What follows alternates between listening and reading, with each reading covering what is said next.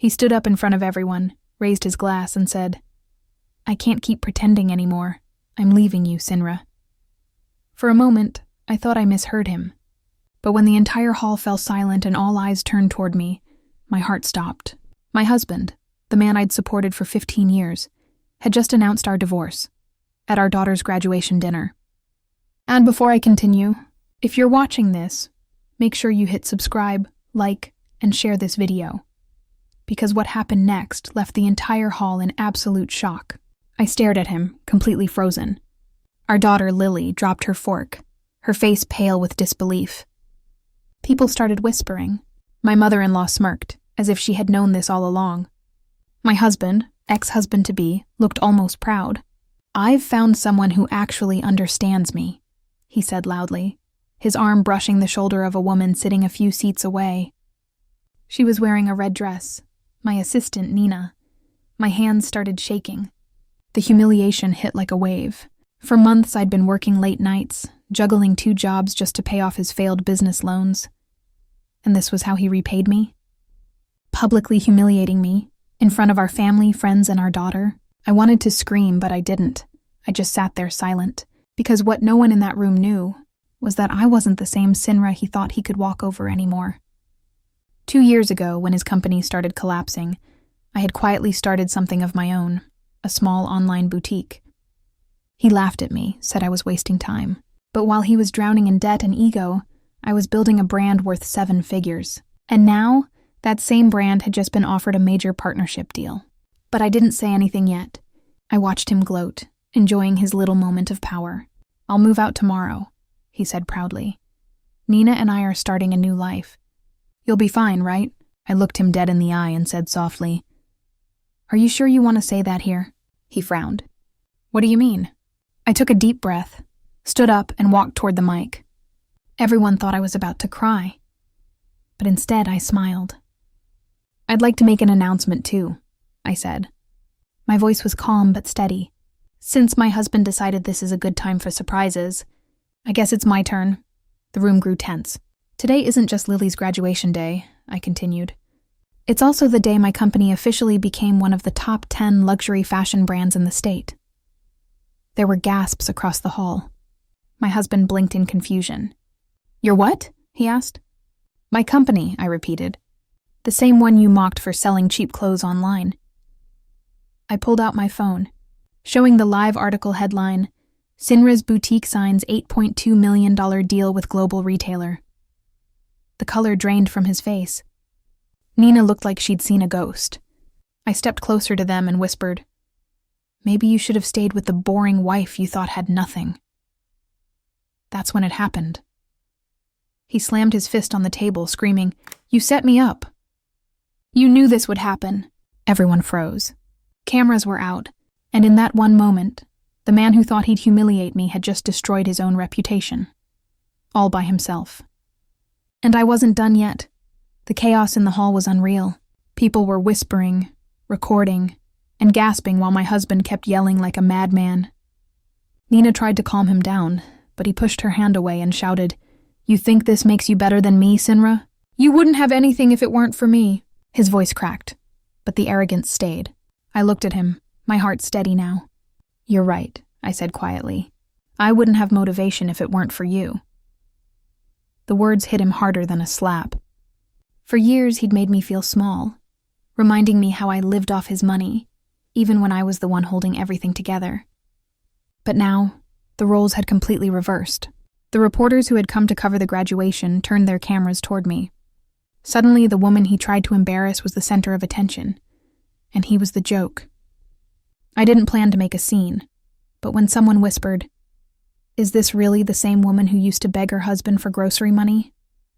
I realized how poetic this moment was. I turned to face everyone and said, "For years I believed I needed him to survive, but turns out he needed me to feel important." The crowd went silent. Even Lily, who'd been sitting in tears, stood up, her chin high, looking at me like she was seeing her mother for the first time. "Mom," she said softly, "you don't need to explain anything. You already won." That broke me a little inside. I hugged her tight, whispering, "No, sweetheart. We both did. Just then, my husband's phone buzzed. His face drained as he read the message. I could see panic forming in his eyes. I knew what it was. The bank had frozen the joint account, the one he planned to drain tomorrow morning. I'd already transferred my earnings weeks ago after noticing strange activity. He turned to me furious. "You knew? You planned this!" he yelled, his voice echoing through the hall. I didn't even flinch.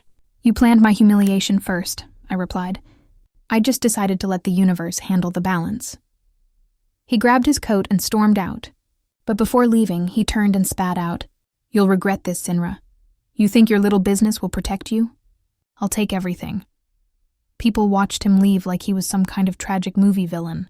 Nina hesitated for a second, then ran after him, though her eyes betrayed pure fear. I could tell she didn't sign up for this kind of disaster. After the event ended, I sat in the now empty hall. My phone wouldn't stop buzzing. Messages, emails, investors congratulating me. Friends who had once ignored me suddenly remembering my number. But one text stood out. It was from an unknown number. "He's not done yet. Be careful what you trust." For the first time that night, a chill ran down my spine. I looked around. The hall was empty, lights dim, only echoes of laughter fading in the distance. I didn't know who sent that message, but something told me this wasn't over, and I was right. The next morning, I woke up to the news that my company's confidential financial data had been leaked online. Anonymous sources claiming it was part of a fraud investigation. My heart sank. The timing was too perfect. Someone wanted to destroy me right after my public win, but I wasn't that fragile woman anymore. I wasn't going to cry or hide. I looked straight into the camera of my laptop and whispered to myself, "If he wants a war, he'll get one." When I opened the leaked files, my hands started trembling. Not because I was scared, but because I recognized the pattern in the data. The person who had access to this level of information wasn't some outsider. It was someone inside my company, someone I trusted. I called my assistant, Maya, immediately. She'd been with me from day one, loyal, calm, always there to help when things got tough. But when I asked her to meet me that morning, her phone went straight to voicemail. My stomach sank. Something wasn't right. I rushed to the office, and the moment I entered, I could feel the tension in the air. People were whispering, avoiding my gaze. Ethan, my operations manager, came running to me. "Sinra," he said, panting. "You need to see this." He handed me a folder. Inside were screenshots, confidential contracts, investor details, pricing models, all posted online by an account under the name Truth Unfolds. But what made my blood run cold was the profile picture. It was taken inside my office. I walked straight to Maya's desk. Her computer was gone. Her drawers were empty. And her access card had been used at 3:47 a.m., just hours before the leak went live. I couldn't believe it. Maya wasn't just missing. She'd betrayed me. My first thought was that my ex-husband had something to do with this. Maybe he manipulated her. Maybe he offered her money. He'd always been good at convincing people to do his dirty work. But as I sat there staring at the empty desk, Ethan placed a USB drive on the table. "You need to watch this," he said. The video on that USB was security footage from the previous night. At 3:30 a.m., Maya entered the office with a man. His face was hidden by a cap, but when he turned slightly toward the camera, my heart nearly stopped. It wasn't my ex-husband. It was my brother Alan. I hadn't spoken to him in years, not since he took money from my parents' retirement fund and blamed it on me.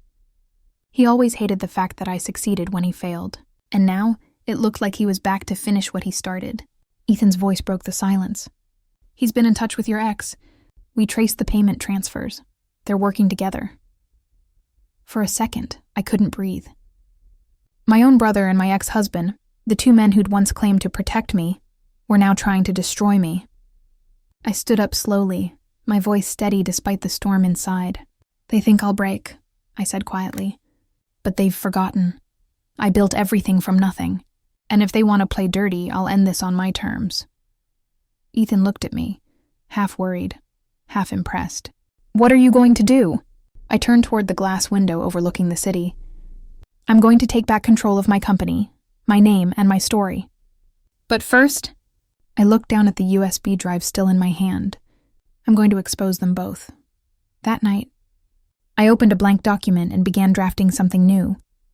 A public statement mixed with evidence, timestamps, and transactions. But before I could hit upload, another email came through. Subject line, "You don't know the full truth." Attached, a video file named allenconfession.mp4. I hesitated for a moment before clicking it, and when I did, the screen flickered, showing Allen sitting in a dim room, his eyes full of fear. "Sinra," he whispered shakily, "if you're watching this, they're coming for both of us. It's not what you think. He's not working alone. The screen cut to black, and for the first time, I realized this went deeper than betrayal. Something far bigger was at play. I froze, staring at the dark screen. The video had ended abruptly. No sound, no clues, nothing.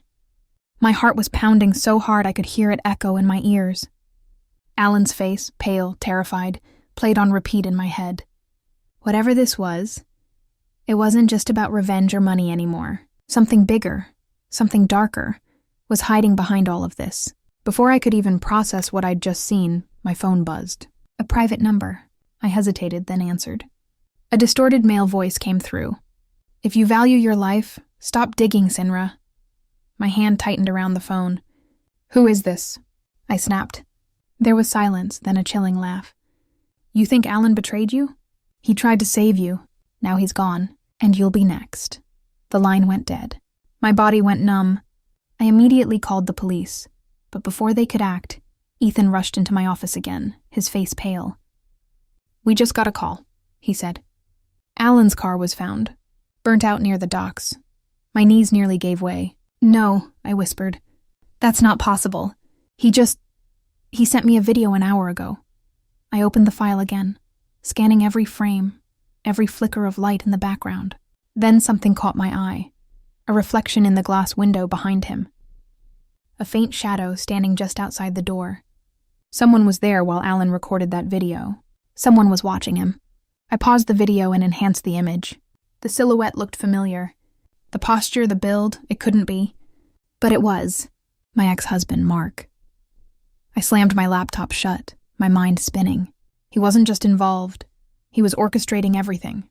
The leaks, the manipulation, even Allen's death. He wanted me to fall apart, to lose everything I built. But what he didn't know was that I'd already started securing my next move. I called Ethan. "We're pulling every system offline. Back up all client data on private servers. And find me the surveillance footage from the docks." He nodded, though fear flickered in his eyes. "Sinra, if this is connected to what I think it is, you might be putting yourself in danger." I met his gaze. "I've been in danger since the day I married him." That night I barely slept. Every sound felt amplified. The creak of the floor, the hum of the fridge, the faint tapping at the window that made my heart jump. But at 3:12 a.m., my phone lit up again. This time it was a text from an unknown number. "You still don't get it. Allen wasn't the target. You are." A second message came right after. "Check your front door." I grabbed a kitchen knife and slowly walked toward the entrance. My breath was shaky, my pulse erratic. As I turned the knob, a small package lay on the mat. No address, no sender, just my name written in bold black ink. I opened it carefully and froze. Inside was a flash drive. The same one I had locked in my office drawer hours ago. "How did this get here?" I whispered.